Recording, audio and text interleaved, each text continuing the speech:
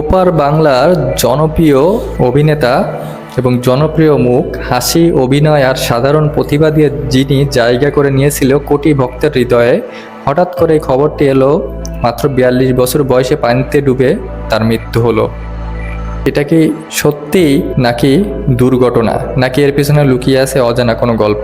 একজন সফল মানুষ, ক্যামেরার সামনে যার জীবন ছিল ঝলমলে, কিন্তু ক্যামেরার বাইরে তিনি কি লড়ছিলেন মানসিক চাপ, একাকিত্ব কিংবা পারিবারিক টানাপোড়েনের সাথে? আমরা যা দেখি তা পুরোটা কি সত্যি হয়, নাকি এর পিছনে লুকিয়ে থাকে আরও অনেক গল্প, নাকি অনেক কিছু থেকে যায় অজানার আড়ালে? এই মৃত্যু শুধু একটি নাম হারানো নয়, এটা আমাদের মনে করিয়ে দেয় মানুষের ভেতরের লড়াইগুলো আমরা কখনোই পুরোটা বুঝতে পারি না। সত্যি হয়তো একদিন সামনে আসবে, কিন্তু আজ শুধু একটাই প্রশ্ন ঘুরে ফিরে আসছে, এটা কি শুধু দুর্ঘটনা নাকি নীরব কোনো কষ্টের শেষ অধ্যায়?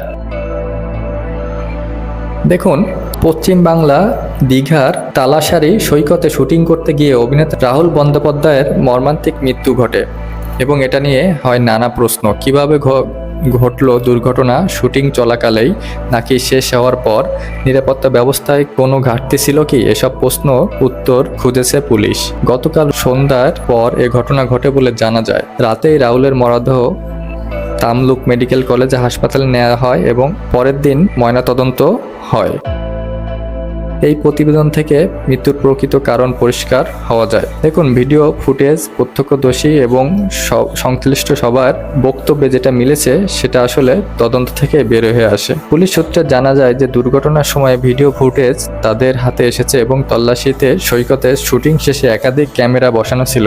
সেগুলো ফুটেজ খতিয়ে দেখা হচ্ছে। প্রাথমিকভাবে যে তথ্য পাওয়া গেছে সেটা হচ্ছে ভোলা বাবা পার কারেগা ধারাবাহিকের একটি শুটিং দৃশ্য চলতেছিল। সেখানে রাহুল এর সহ অভিনেতা সে তার একটি নাচের দৃশ্য ধারণ হচ্ছিল। দৃশ্য অনুযায়ী গোড়ালির সমান পানিতে দাঁড়িয়ে অভিনয় করার কথা ছিল। ভিডিও ফুটেজের প্রত্যক্ষদর্শীদের বর্ণনা মিলিয়ে জানা গেছে শুটিংয়ের সময় দুজন ধীরে ধীরে সমুদ্রের দিকে এগিয়ে যেতে থাকেন। কিছুটা এগোনোর পর শ্রেতা ভারসাম্য হারিয়ে পড়ে যান। তাকে বাঁচাতে বা ধরে রাখার চেষ্টা করতে গিয়ে রাহুল পড়ে যান বলে জানা যায়। এ সময় সমুদ্রের জোয়ার শুরু হচ্ছিল। পানির স্রোতের ধাক্কায় রাহুল কিছুটা দূরে ভেসে যায় এবং ইউনিটের সদস্যরা দ্রুত শ্রেতাকে উদ্ধার করতে সক্ষম হলেও রাহুল সঙ্গে সঙ্গে উদ্ধার করা যায়নি। প্রায় ২ ঘন্টা তল্লাশিতে শেষে টেকনিশিয়ানরাই তাকে উদ্ধার করেন বলে জানা গিয়েছে।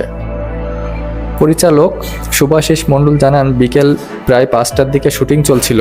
দৃশ্য অনুযায়ী সাগর পাড়ে অল্প পানিতে অভিনয়ের কথা ছিল। তার ভাষ্য অনুযায়ী রাহুল হঠাৎ নির্ধারিত সীমার বাহিরে সমুদ্রের দিকে এগোতে শুরু করেন।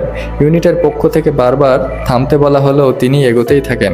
এক পর্যায়ে কোমরসমান পানিতে পৌঁছে যান। পরিচালক জানান, সেই সময় সহ অভিনেত্রী শ্রেতার হাত ধরে তিনি ছিলেন রাহুল।